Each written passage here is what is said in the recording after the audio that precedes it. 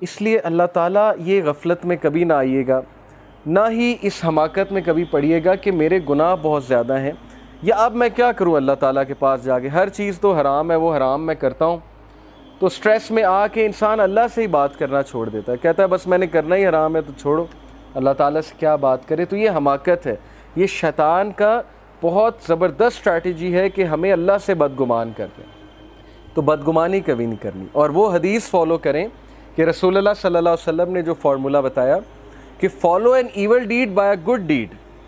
کوئی گناہ ہو گیا ہے، کسی کو آپ نے کوئی ظاہر ہے حقوق العباد میں کمی ہو گئی ہے، یا کوئی پرسنل سن ہو گیا ہے، اللہ کی حدود پامال ہو گئی ہیں، جو کام نہیں کرنا چاہیے تھا وہ اکیلے میں کر لیا ہے، تو ڈی موٹیویٹ نہیں ہونا، پروکریسٹینیٹ نہیں کرنا، اتنا زیادہ ریگریٹ میں نہیں چلے جانا کہ بس اب زندگی ختم ہو گئی، اب تو میں بالکل ہی بیکار ہو چکا ہوں۔ رسول اللہ said follow a bad deed by a good deed, بس خلاص، تاکہ دل پہ وہ کالا دھبا نہ پڑے، جس کی وجہ سے پھر ظاہر ہے دل بہت ڈارکن ہو جاتا ہے، پھر نیکی نیکی نہیں لگتی، برائی برائی نہیں لگتی۔ اور یہ ہم نے خود فیل کیا ہے، ایک دور میں برائیاں بالکل برائی نہیں لگتی تھی، یہ تو پرسنل ہمارا ایکسپیرینس ہے۔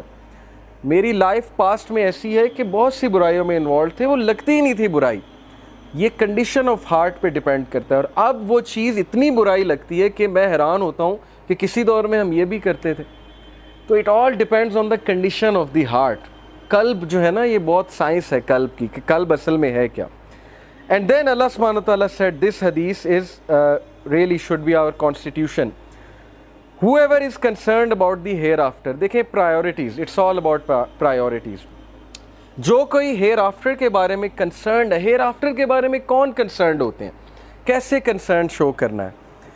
ایک ایٹیٹیوڈ یہ ہے، ایک جو ہے وہ اگزامپل یہ ہے، اگر کسی کو آپ نے دیکھنا ہے نا وہ ہیئر آفٹر کے بارے میں کتنا کنسرنڈ ہے، اس کی روٹین گواہی دے گی کہ وہ آخرت پہ نظر ڈالے ہوئے، اس کی روٹین میں لوگوں کی مدد کرنا ہوگا، کسی کے چہرے پہ اسمائل لانا ہوگا، کسی کے بارے میں برا فیل نہیں کرنا ہوگا، اس کی روٹین میں لوگوں کو فورگیو کرنا ہوگا، کیونکہ وہ اللہ سے امید لگا رہا ہے کہ میں چاہتا ہوں اللہ مجھے معاف کرے تو میں اس کی مخلوق کو معاف کروں، میں اتنا ریجڈ نہ ہوں۔ اس کی روٹین میں نماز ہوگی، اس کی روٹین میں وہ کام ہوں گے جو اللہ تعالیٰ نے کرنے کو کہے ہیں، اس کا کیلنڈر سیٹ ہوگا رسول اللہ صلی اللہ علیہ وسلم کی بتائی ہوئی باتوں کے مطابق۔ تو دس شوز کہ وہ کنسرنڈ ہے ہیئر آفٹر کے بارے میں۔ تو جو کوئی ہیئر آفٹر کے بارے میں کنسرنڈ ہے، اللہ will place richness in his heart, اللہ اس کے دل کو غنی کر دے گا، برنگ ہز افیئرس ٹوگیدر، اس کے معاملات کو سمیٹ لے گا۔ یہ بہت بڑی بات ہے، ہمارے معاملات پھیلے ہوئے ہیں، کبھی ادھر سے ٹینشن آتی ہے، کبھی پڑھائی کا سٹریس ہے، کبھی جو ہے وہ اولاد کی طرف سے ٹینشن ہے، کبھی فیملی کی طرف سے ٹینشن ہے، کبھی کوئی دوست ٹینشن دے دیتا ہے، کبھی اسپاؤس ٹینشن دے دیتا ہے، کبھی بزنس میں لاس ہو جاتا ہے۔ یہ زندگی کے معاملات ہیں، تو ہمارے افیئرز اتنے پھیل چکے ہیں کہ اب ہم یہی سوچتے ہیں کہ یار کریں تو کیا کریں، نہ نماز پڑھنے کا ٹائم ہے، نہ اللہ سے بات کرنے کا ٹائم ہے۔ تو یہ کیوں ہے؟ کیونکہ دنیا پرائیورٹی بن گئی، دنیا کے افیئرز، صحابہ کے نزدیک اوقات ہی کوئی نہیں تھی دنیا کی، اسی لیے وہ بہادر تھے، اسی لیے کریجیس تھے، اسی لیے ان کا پرپز، ان کا مشن، ان کا ویژن وہ چلتا رہتا تھا، جو مرضی سچویشن کریٹ ہو جائے، سرکمسٹانسز ان کو نہیں روکتے تھے، وہ چلتے رہتے تھے اپنی منزل کی طرف۔ منزل کی طرف جانے سے وہ رکتا ہے جو ڈر جاتا ہے دنیا کے پرابلم سے، تو وہی ڈرے گا جس کے لیے امپورٹنس بہت ہے دنیا کی۔ تو دنیا کی امپورٹنس کیا ہے؟ ایک بار رسول اللہ صلی اللہ علیہ وسلم صحابہ کے ساتھ کہیں جا رہے تھے، راستے میں ایک مری ہوئی بکری تھی، اس کا کارکیس یعنی کہ بوسیدہ اس کا جسم تھا، سڑ چکا تھا، گل چکا تھا۔ تو رسول اللہ صلی اللہ علیہ وسلم نے صحابہ سے کہا کہ اس کو کوئی لینا چاہے گا، will some of you like to purchase this؟ تو صحابہ نے کہا اس کو کون پرچیز کرے گا؟ تو اللہ کے نبی نے کہا کہ اللہ کے نزدیک دنیا کی حقیقت اس سے بھی کمتر ہے۔ تو یہ دنیا کی حقیقت ہے، ہم دنیا کی ٹینشنوں پہ روتے ہیں کہ یہ ہو گیا وہ ہو گیا، پرسپیکٹیو چھوٹا سا ہے نا، مائیوپک ویژن ہے۔ صحابہ کا ویژن ہی آخرت تھی، وہ ہنس رہے ہوتے تھے دنیا کے مسائل پہ، بہادری سے مقابلہ کر رہے ہوتے تھے کہ چلو 60 سال 50 سال کی زندگی گزر ہی جائے گی، ریوارڈ اللہ کے پاس ہے، صبر کرو، دل کو بڑا کرو، مقابلہ کرو زندگی کی مصیبتوں کا، مشکلوں کا، اللہ تعالیٰ اسٹرینتھ دے گا تمہیں۔ یہ ان کا ایٹیٹیوڈ تھا۔ تو بہرحال ہمارے افیئرز جو ہیں وہ پھیلے ہوئے ہیں، اور وجہ یہی ہے ہم نے اپنے آپ کو اللہ کے لیے فارغ نہیں کیا، ہر چیز کے لیے فارغ کیا ہوا ہے، لیکن اللہ کی جب بات آتی ہے تو ہم کہتے ہیں ہمارے پاس ٹائم نہیں. Whoever is concerned about the world and the world will come to him although he is reluctant to it. کس کے لیے؟ جو آخرت کے بارے میں کنسرنڈ ہے، دنیا اس کے پیچھے بھاگے گی، وہ دنیا کے آگے بھاگے گا. میں آپ کو کیا اگزامپل دوں؟ دیکھیں جنید جمشید رحمہ اللہ سے زیادہ بڑی اگزامپل کوئی ہے؟ جنید جمشید رحمہ اللہ نے کہا کہ میں نے زندگی میں بڑا کچھ کیا لیکن خدا کی قسم سکون ملا ہے تو وہ ایبٹ آباد یا پتہ نہیں کون سے علاقے کا انہوں نے نام لیا کہ وہاں کی ایک مسجد میں پھٹی ہوئی ٹاٹ کے اوپر بیٹھ کے مجھے سکون ملا. میں دنیا کے 5 اسٹار ہوٹلز میں رہا ہوں لیکن اصل سکون ملا تو وہ اسٹارٹ پہ بیٹھ کے ملا. یہ سینٹینس کافی ہے. اور پھر کس طرح اللہ تعالیٰ نے انہیں غنی کیا. ایک باری آئی کہ ان کے پاس 1 روپیہ نہیں تھا بٹ دیکھیں اللہ تعالیٰ نے رچ کیا انہیں. اور اکثر کہا کرتے تھے کہ اللہ تعالیٰ مجھے شہادت کی موت دے. اور دیکھیں وہ ایک اچھے دینی کام سے واپس آ رہے تھے اور ایئرپلین کریش میں کنفرم شہادت ہے. انشاءاللہ ہم دعا کرتے ہیں ان کے لیے. تو دنیا تمہارے پیچھے بھاگے گی، تم دنیا کے آگے بھاگو گے. میں نے یونیورسٹی میں میرے ایک دوست تھے، وہ ٹاپر بھی تھے اور وہ ہر وقت کسی نہ کسی پروڈکٹیو کام میں لگے ہوتے تھے. کبھی کسی سٹی جا رہے ہیں، کبھی کہیں جا رہے ہیں لیکچرز دروس دینے کے لیے. ہم حیران ہوتے تھے کہ یہ پڑھتے کب ہیں، لیکن وہ ٹاپر بھی تھے. ون آف دی ٹاپرز تھے، ٹاپ 3 میں تھے. انجینئرنگ بہت مشکل ہوتی ہے. ہم پڑھ کے تھک جاتے تھے. ہمارا جی پی اے وہی 2.5 3 کے درمیان آتا تھا، وہ 3.5 3.6 پر بیٹھے ہوتے تھے. تو اللہ تعالیٰ آپ کو دکھاتا ہے، ایگزامپلز دکھاتا ہے کہ ٹائم میرے کنٹرول میں، ٹائم میرے ہاتھ میں ہے. اور تم اگر میری رسپیکٹ نہیں کرو گے، میری قدر نہیں کرو گے تو پھر تمہارے لیے معاملات مشکل ہو جائیں گے.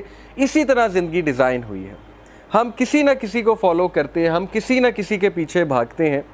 اگر ہم اللہ کے پیچھے نہیں بھاگیں گے ہم سوسائٹی کے پیچھے بھاگیں گے. سوسائٹی کے پیچھے نہیں بھاگیں گے ہم میڈیا کے غلام بن جائیں گے. وہ ہمیں جو دکھائیں گے ہم وہی کرنا چاہیں گے. تو ٹرو فریڈم اللہ کو فالو کرنے میں. سو دنیا تمہارے پیچھے بھاگے گی، تم دنیا کے آگے. Whoever is concerned about the world, Allah will place poverty between his eyes. اور جو دنیا کو کنسرن بناتا ہے، دنیا کو کنسرن بنانے کا یہ مطلب نہیں کہ کمائی چھوڑ دینی ہے، پڑھائی چھوڑ دینی ہے، ہر وقت اللہ اللہ کرنا ہے. دنیا کو کنسرن بنانے سے مراد ہے کہ دنیا کو گول سمجھنا. جیسے جم کیری کا کوٹ میں نے لاسٹ ویک آپ کو دکھایا تھا. اس نے کہا کہ I wish everyone should get rich and famous so that they may know this is not the answer. تاکہ ان کو پتہ لگے یہ آنسر نہیں ہے. تو دنیا کو پریفرنس بنانے کا مطلب ہے کہ گریڈی ہو جانا، سیلفش ہو جانا، سیلف سینٹرڈ ہو جانا. اور ظاہر ہے کہ دنیا کے پیچھے کچھ اس طرح سے بھاگنا کہ ساری تگ و دو دنیا کے لیے. اور مٹیریلسٹک سوسائٹی کے جو اس وقت آؤٹ کمز ہیں وہ آپ کے سامنے. ہر بندہ لالچی ہو چکا ہے، ہر بندے کو اپنی پڑی ہوئی ہے، ہر بندہ پیسے کے پیچھے بھاگتا ہے. ہمیں ایسی سٹیٹمنٹس سننے کو ملتی ہیں کہ نہیں جی منی از دا گیم چینجر، نہیں جی پیسہ ہی سب کچھ ہے، اصل چیز پیسے کی ہے. تو پیسہ پیسہ پیسہ وہ کرتے کرتے اب ہماری جو حالت ہوگی ہے وہ آپ کے سامنے ہے.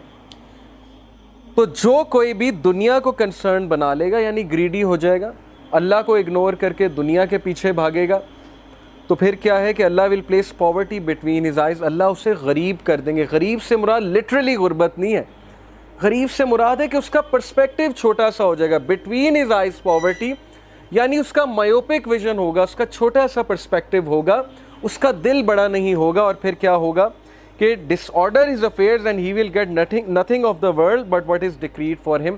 اللہ تعالیٰ اس کے افیئرز کو پھیلا دے گا سمیٹنے کی بجائے. اور یہی ہے کہ ہمارے ٹائم میں برکت کیوں نہیں، ہماری لائفز میں برکت کیوں نہیں ہے، کیونکہ ہم نے اس اینٹی کو، اس بینگ کو اگنور کیا ہوا ہے. اور اس سے بڑی بغاوت کوئی نہیں ہو سکتی. لوگ کویسچن کرتے ہیں کہ وائی شوڈ آئی ورشپ اللہ. It is just like questioning why should I obey my mother. It is just like questioning why should I obey my father. کیا کیا ہے میرے باپ نے؟ کچھ بھی نہیں کیا. ماں نے کیا کیا ہے میرے لیے؟ کچھ بھی نہیں کیا. یہ سوال پوچھنا کہ میں اللہ کی عبادت کیوں کروں، میں اللہ کے پاس کیوں جاؤں، یہ سوال اٹ سیلف ایک بہت ہی غم زدہ سوال ہے. اور انفارچونیٹلی بہت سو کی یہ سوچ بن گئی ہے کہ میں کیوں کروں اللہ تعالیٰ کے لیے. تو کسی کے لیے تو کرنا ہے، عزت اسی میں کہ اللہ کے لیے کر لیں. دوسروں کے لیے کریں گے تو ضلالت آپ کا جو ہے مقدر بن جائے گی. وہ ہم سب نے دیکھا ہے. بہرحال اس کا یہ مطلب نہیں دوسروں کے ساتھ اچھائی نہیں کرنی چاہیے. بہت اچھے اچھے دوست ہوتے ہیں, ان سے امید بھی لگانی چاہیے, ان کے پاس بھی بیٹھنا چاہیے.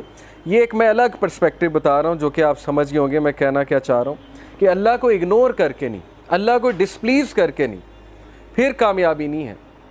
ہم اللہ کو ڈسپلیز کر کے دوسروں کو پلیز کرتے ہیں. ہمیں پتہ ہے چیز غلط ہے, ہمیں پتہ ہے ہمارے دوست غلط راہ کی طرف جا رہے ہیں, غلط چیز کو فالو کر رہے ہیں, لیکن ہم اگنور کرتے ہیں, ہم انہیں جوائن کرتے ہیں, اللہ کے احکامات کو ہم سائیڈ لائن کرتے ہیں. تو پھر کیا ہے کہ تمہارے افیئرس کو اللہ پھیلا دے گا, پھر تم برکت ڈھونڈتے پھرو گے, پھر تم ٹائم ڈھونڈتے پھرو گے, ٹائم تمہیں کوئی نہیں ملنے والا.